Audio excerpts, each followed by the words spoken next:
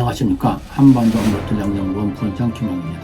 오늘은 트럼프 우크라이나전 정전협상 추진 계획으로 대서양 동맹이 무너지면서 유럽이 독자적 세력으로 등장하고 있는 데 대해서 말씀드리고자 합니다.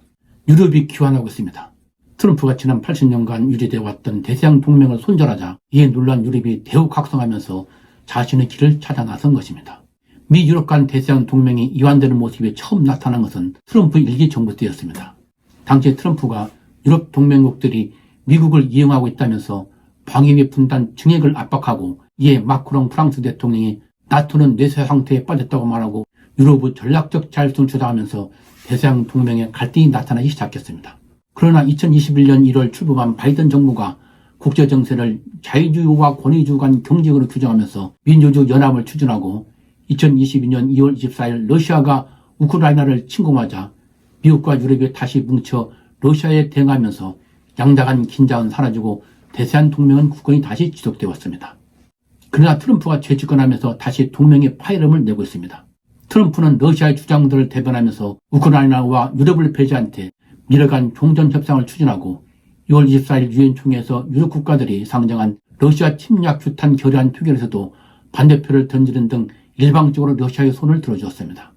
또한 트럼프는 6월 28일 젤렌스키와의 백악관 회담에서 확실한 안전보장을 요구하는 젤렌스키에게 미국의 종전 구상에 협력하라고 압박을 가하고 내쫓다시피 하였습니다. 이러한 미국의 행태는 유럽에 큰 충격을 줬고 유럽의 경계심을 불러일으켰습니다. 유럽 국가들은 트럼프가 우크라이나를 포기하고 푸틴의 말을 그대로 수용하는 미러 우크라이나전 종전협상을 추진한 것을 보고 1938년 영국 수상 체인벌린이 히틀러에게 체크를 넘겨주었던 미넨 회담과 1945년 루즈벨트와 처칠이 스탈린의 요구를 그대로 수용하여 유럽을 둘로 쪼개었던 얄타 회담을 연상했습니다. 그리고 이는 팽창주의 러시아에게 유럽에서 하고 싶은 것을 다 하라고 말하는 것으로 러시아의 침략 대상은 오늘은 우크라이나, 내일은 몰도바, 모레는 에스토니아가 될 수 있다고 생각했습니다. 이에 따라 마크롱 프랑스 대통령, 스타머 영국 수상 등이 잇따라 긴급 유럽 정상회를 수집하여 유럽의 국방예산 증액과 우크라이나 안전보장을 위한 의저연합 등에 합의하고 유럽이 역사의 갈림길에 섰다는 데 이익을 같이 했습니다.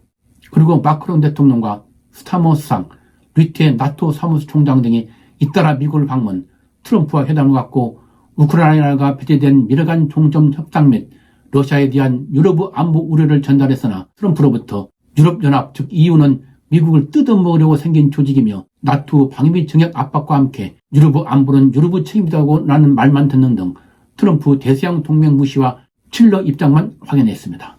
이에 따라 유럽 지도자들은 유럽 안보에 관한 항상 같은 편에 섰던 미국과 유럽 간 동맹의 시대는 끝나고 유럽이 독자적인 길을 갈 수밖에 없다는 데 인식을 갖게 되었습니다. 이는 지난 2월 24일 실시된 총선에서 승리하여 차기 독일 총리로 확정된 프리드리 메르츠 기독민주당 당수가 미국이 유럽의 운명에 관심이 없다는 것이 분명해졌으며 미국은 나토에 대한 해구산이 계속 남아있을지 대서양 동맹 자체가 계속 존재할지를 의심할 수밖에 없다. 따라서 이제 독일의 절대적 최우선 순위는 유럽을 강하게 만들고 미국으로부터 독립을 성취하는 것이라고 선언했고 카 칼라스 EU 외교안보 고위대표가 이제 자유세계의 새로운 지도자가 필요함이 분명해졌다면서 미국과 유럽이 결별의 길을 가고 있음을 선언한 데서 잘 나타났습니다. 이에 따라 유럽 지도자들은 3월 6일 EU 정상회의를 열어 신속한 유럽의 재무장과 이를 위한 8천억 유로 규모의 EU 재무장 계획에 합의했고 3월 18일은 카야 칼라스 EU 외교안보 고위대표가 EU 탈퇴 국가인 영국의 데이비드 레미 외무장관과 회담을 갖고 냉전 이후 평화 배당금은 완전히 끝났다며 자금의 엄중한 상황은 영국과 EU 간 안보 방위 협력의 새로운 시대를 요구한다고 선언하는 등 미국 우전에서 탈피하여 전 유럽 차원의 독자적 재무장에 합의했습니다. 그리고 3월 20일에 다시 EU 정상회의를 열어 5년 만에 유럽의 재무장을 완성한다는 데비테세 2030이라는 EU 재무장 로드맵을 발표했습니다. 트럼프가 유럽의 간절한 호소에도 불구하고 우크라이나와 유럽을 배제한 채 러시아의 조건을 수용하면서 미러 종전 협상을 추진하는 것은 트럼프 거래적 동맹관에 기인하고 있습니다. 트럼프는 모든 나라들이 미국을 이용해 먹고 있다고 생각하면서 동맹과 적 구분 없이 받는 만큼 주고 오로지 미국의 이익만을 추구해야 한다고 생각하고 있습니다. 따라서 우크라이나전과 관련 미국의 이익은 유럽 안보에 아무런 기여도 않는 우크라이나와 유럽을 지키는 것보다는 우크라이나전을 빨리 종식시켜 러시아의 관계를 개선하여 경제 및 안보 이익을 추구하는 것이라고 생각하고 있습니다.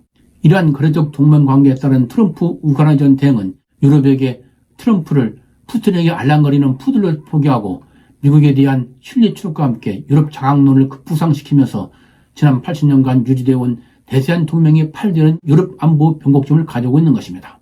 현재 유럽은 자체 군사력이 아직은 부족하여 당장 미국과의 동맹 관계를 단절하지는 않을 것이나 향후 국방예산 증액과 유럽 방위군 창설 등 자체 군사력을 증강하면서 점점 미국 의존에서 벗어나 독자 세력화를 적극 추진해 나갈 것입니다. 이제 세계는 트럼프 거래적 동맹강으로 유럽이 교환하면서 자유민주주의 가치에 대한 공약하에 단합된 단일의 전략적 행정으로 일컬어진 서방이라는 미국의 동맹시대가 끝나고 있는 중입니다.